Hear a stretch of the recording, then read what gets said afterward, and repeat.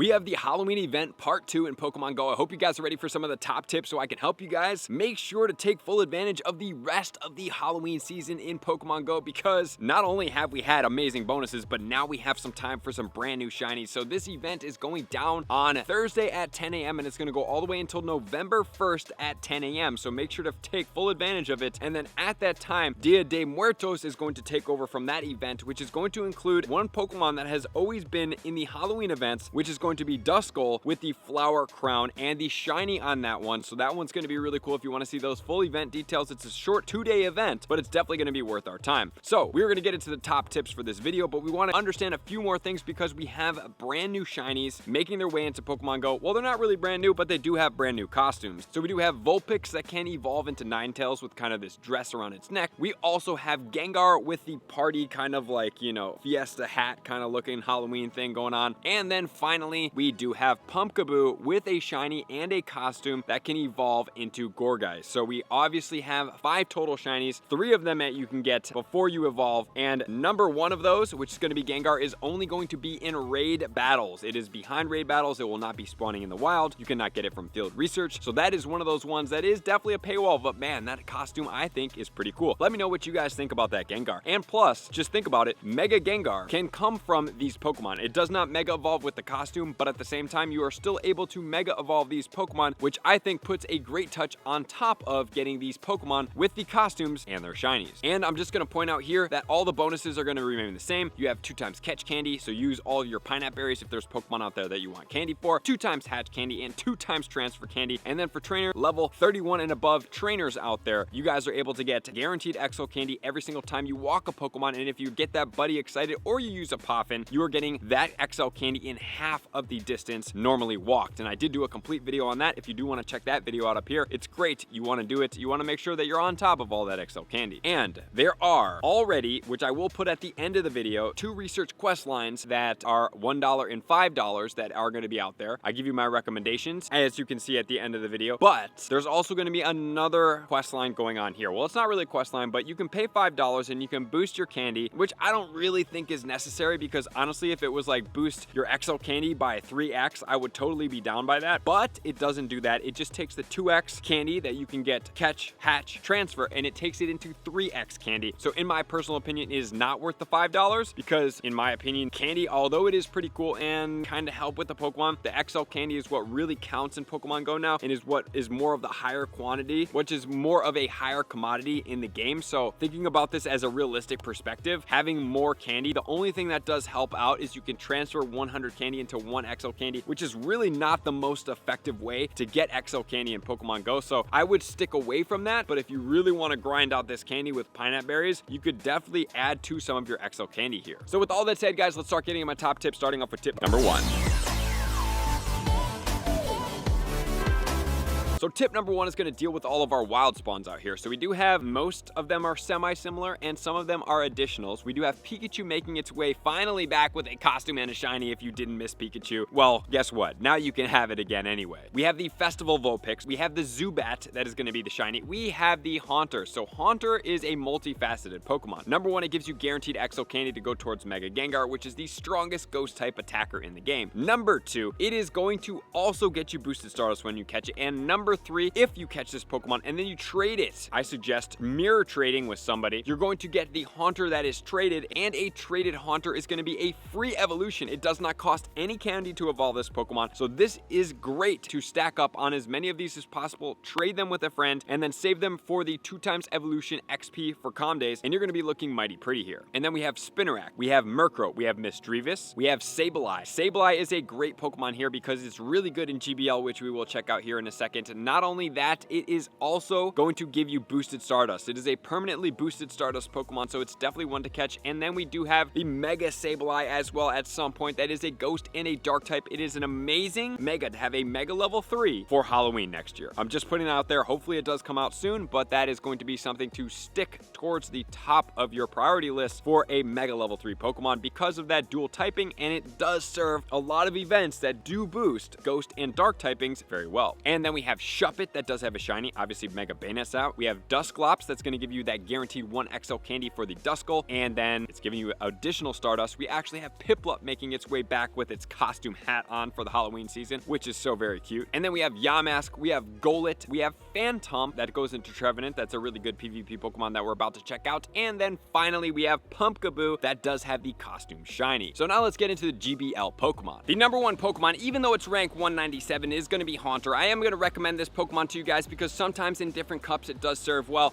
So I just think having a good quality Haunter is always good. It is glassy, yes, as is the Gengar, but it does have purpose at times. 197 ranked in the Great League. 100% IV is going to be 115-14. And then for the Ultra League, we have Gengar with Shadow Claw, Shadow Punch, and Shadow Ball. Shadow Punch being a Calm Day move. This Pokemon is going to be ranked 36. 100% IV at a 0-15-14. Which then leads us into the Great League for the Sableye. That is going to be ranked 22 with Shadow Claw, Foul Play, and Return. 100% IVs is going to be a 3-14-15 at level 48.5. So you will approximately need 260 XL candy to bump this Pokemon up. And Foul Play will require an Elite TM to be able to get it. And now we're going to look at the Yamask evolutions. So we have the Galarian, which is not spawning in the wild, but I'm still going to put this in here for you guys. Runerigus is really well ranked in some of the leagues. Rank 15 in the Great League with Shadow Claw, Sand Tomb, and Shadow Ball. 100% IV is going to be a 0-11-14, and then in the Ultra League it's ranked 53 at a 10-15-15, which is going to be at a level 50, so you will need 296 XL candy for that Pokemon. And additionally here for that one, you can actually get this one from Field Research as this PvP IV distribution. Which then leads us into the Kofagrigus, which is going to be ranked 30 in the Great League with Shadow Claw, Shadow Ball, and Dark Pulse. 0-11-14 for this Pokemon. The exact same IVs as its Galarian form, and it's going to be ranked 38 for the Ultra League with the same IV situation at 10-15-15 at level 50. And then let's not forget about Trevenant. That's ranked 2 in the Great League with Shadow Claw, Shadow Ball, and Seed Bomb at 0-15-15 for the Great League. And the Ultra League is going to be ranked 4 at 43.5 level at a 1-15-15. So with that said, that's going to be all the GBLs. Now let's get into tip number 2. Tip number 2 is going to be focused around our 7-kilometer eggs. Guys, make sure to stay after these 7-kilometer eggs because you have the shiny Noibat in there. And you also have the both Galarian and the regular Yamask that are able to be hatched. The only Pokemon in here that's really not too desirable, I guess you can consider them too, is going to be Golett and Trevenant, smaller version of the Phantump. So Phantump, actually, you know, it is pretty desirable, except for the fact that you want better IVs than you can get in 7-kilometer eggs. And the Golett is just not really super relevant, but you do have 3 shinies in there. 2 are brand new, which is the Galarian Yamask and the Noibat, and the Noibat looks so cool. I have seen quite a bit of people hatch them, so if you've been after them, let me know if you have gotten them, which is then going to lead us to tip number 3.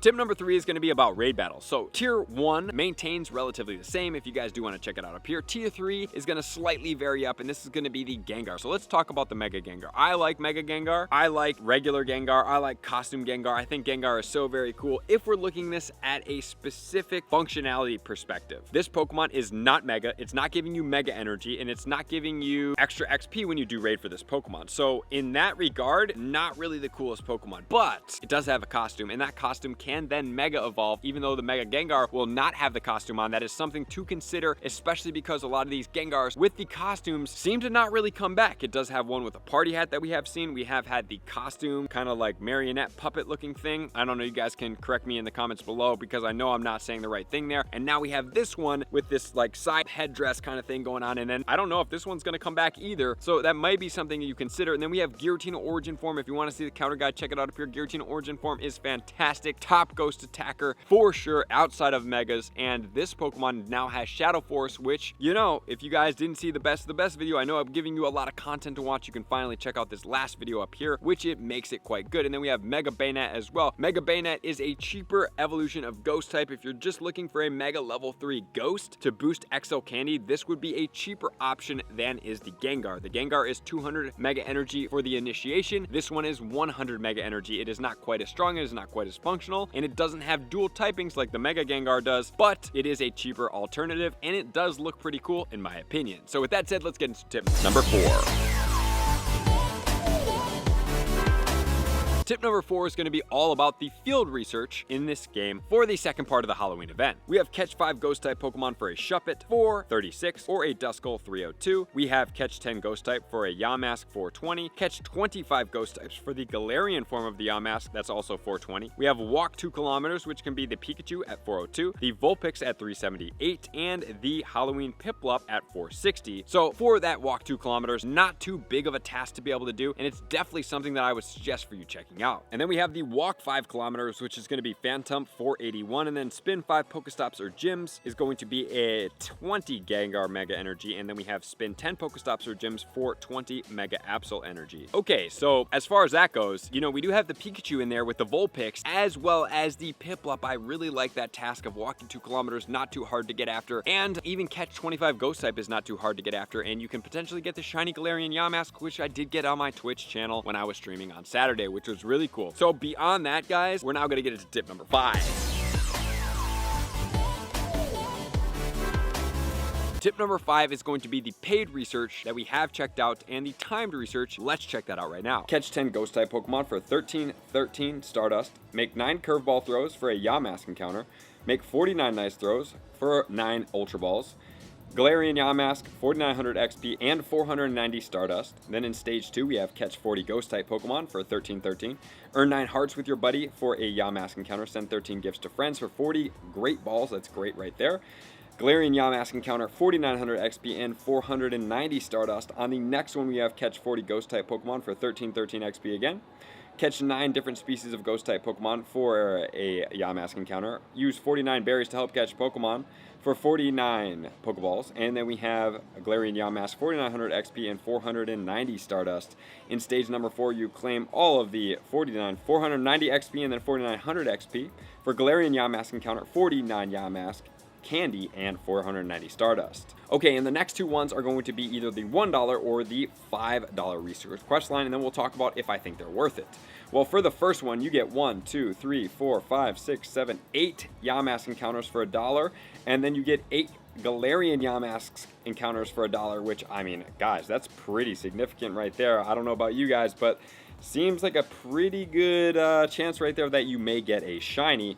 And then for the $5 storyline, we have the walk 2 kilometers for a Spinarak, catch 10 Pokemon for the Joltik, catch 7 ghost types for the Dewpider, Ariados, and we have 1 Incense. In stage number 2, walk 2 kilometers for a Zubat, transfer 10 for a Woobat, catch 10 ghost type Pokemon for a Gligar, and then we have a Golbat encounter. We have an Incubator as well. And then in the next stage, we have walk 2 kilometers for a Purloin. We have send 7 gifts for a Litten encounter and catch 10 ghost types for a Sneasel encounter. Then we get an Umbreon and we get an Incubator.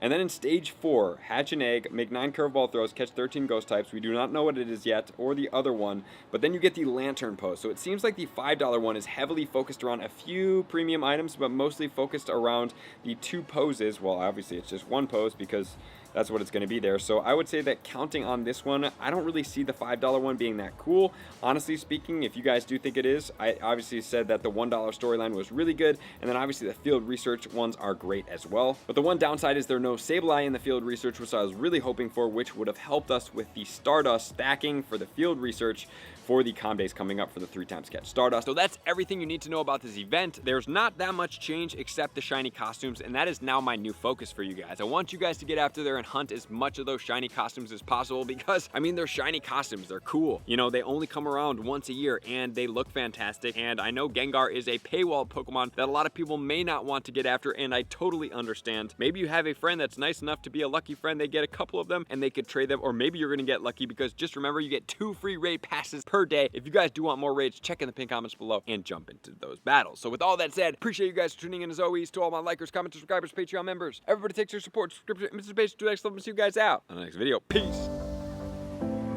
I want to take this time to thank everybody who supports me in every facet. It means the world to me, and an extra special thank you to all my Patreons. I greatly appreciate the extra support to continue to allow me to pursue Pokemon Go full time, allowing me to create my daily video uploads in the most timely fashion for everyone's benefit. Plus, I get the amazing experience of sharing my creative processes behind the scenes and raiding all around the globe with select upper tiers. Thank you everybody for being a part of the Trainer Club. You all mean the absolute world to me, and I will see you guys out on the next video.